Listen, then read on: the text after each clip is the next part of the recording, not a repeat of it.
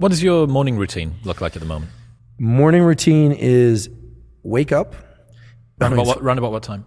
I'm waking up these days around 6 a.m., 6:30 a.m. I'm trying to go to sleep by about 10:30 p.m. Sometimes it's 11, sometimes it's 10. I wake up, and I have to be careful here because whenever I've described my routine in a little bit of detail, people always say, "I can't believe you don't go to the bathroom." And it's like, well, of course, I want to put my pants on. Yeah, exactly, right on. foot, left foot. So I want to be clear. I take care of my basic functions. But when I wake up, I make a beeline for sunlight. So I'm going to get sunlight in my eyes. I'll probably go into the grave saying this, so forgive me if people have heard me say this before, but the single best thing you can do for your sleep, your energy, your mood, your wakefulness, your metabolism is to get natural light in your eyes early in the day. Don't wear sunglasses to do it. It takes about 10 minutes or so. If you live in a cloudy area, if you're in the UK in the winter, yes. Or the summer, maybe you resort to some artificial light as a replacement, but as much as one can, get bright, natural, and if not natural, artificial light in your eyes early in the day without sunglasses. Contacts and eyeglasses are fine. Don't try and do it through a window or windshield. It's going to take far too long.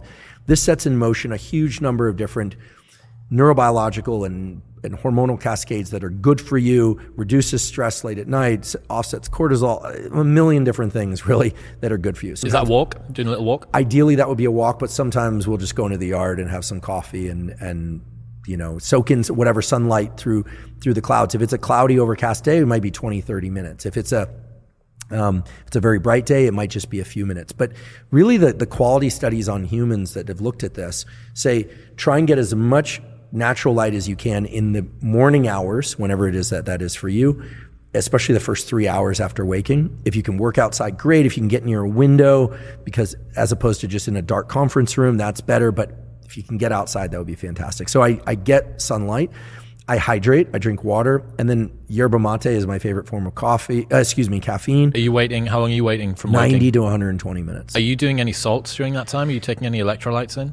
I am a fan of water with element. Yep. Before I had element packets, I would just take a little bit of sea salt or pink salt. But yeah, I mean, that's just the best way. That cold glass of water and that first thing in the morning. And I mean, it was you who reassured me of what I thought was bro science about your adenosine system not being active for the first 90 minutes. And if you're going to pump caffeine onto that, you're not really actually acting on that. Your adrenal system is the one that you need to be looking at, optimal hydration, all that sort of stuff.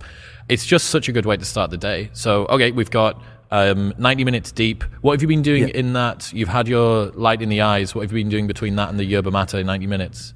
I do everything I can to not do email, not do social media, and to take care of a few critical tasks. These days, I have this obsession with trying to do one cognitively hard thing a day, and one physically hard thing a day. Now, not extreme physical, not David Goggins level workouts or anything, but in that 90 minutes, I'll typically try and read a research article start to finish, or I'll work on a document that I might be doing a grant or a research paper or planning a podcast or researching a podcast. I try and get my brain into kind of a linear mode. I try and narrow that aperture. Because if I don't, the distraction that's created by social media and interactions with others can kind of wick out into the rest of the day. So I'm not necessarily trying to finish something in that time, but I try and do something challenging. I experience great pleasure from battling through something mentally challenging. But that's something that I built up since my university years when I was about 19 or so, got serious about school and really started to experience the deep pleasure of I figured that out, or that was really tough. I don't always succeed, but that's what I'm doing in that hour to 90 minutes. But I confess sometimes we'll take a walk during that time and maybe talk through some things that are challenging, or sometimes I get lazy and I'll miss a day of that cognitive challenge. Then I do caffeine about 90 to 120 minutes after waking. And even though I prefer to work out earlier, I generally will then do some sort of physical workout. I have a very consistent routine. I've done it for 30 years where I weight train for 45 or minutes to an hour every other day. And occasionally I take an extra day off. And occasionally due to travel or other commitments, I'll occasionally double up 2 days and then take 2 days off. Yep. So it's really boring, to talk about workout schedules, but it's really simple. It's I'll do a kind of pushing day, rest, pulling day, upper body push, rest, upper body pull, rest, and then legs, take 2 days off, something like that. Are you doing, on the off days, are you doing some sort of zone 3? Always jogging or skipping rope. Those are my favorite forms of cardio. Sometimes swimming, but typically I'll go running for 30 to 45 minutes. Or if I'm feeling a little bit lazier, because I always find the high intensity stuff to be easier than the long drawn out stuff, I'll sometimes throw on a weight vest, a 30 or 50 pound weight vest, and I'll go out for a shorter run. We sometimes will get bands and so there's a great way to combine this. We will sometimes get 2 people in one of these thick bands, do hill walks in the morning while getting our sunlight. Yeah. But that I don't really consider a workout. I consider that just kind of rehabilitative movement. So on the off days, I'm doing cardio, and sometimes that's in the morning, sometimes that's in the evening. I do not like to weight train in the second half of the day because I like to be really caffeinated when I weight train. I like to listen to loud, fast music. Most of the time, not always. I keep my phone out or off for most workouts. Podcasts maybe if I'm running, but I really try hard when I'm working out to just focus on the workout. And those workouts, the weight training workouts, are always 10 minutes or so of warm up and then no more than 40 to 50 minutes of really hard work. If I do train hard any longer, I don't recover enough to be able to come in a few days later. And when I train that way, I generally make pretty consistent progress. And you're taking yourself up until, what's that, probably maybe 10, 30, 11 a.m., something like that? Yeah, and then I'll eat my first real meal. I like oatmeal after I train. Oatmeal, fruit, some fish oil, protein drink, and then maybe 90 to 120 minutes after that, I'll have a real lunch. My lunch is pretty much the biggest meal of the day. If I have my way, it'll be a steak, a salad, maybe a little more starch, although I sort of got it earlier. Brazil nuts.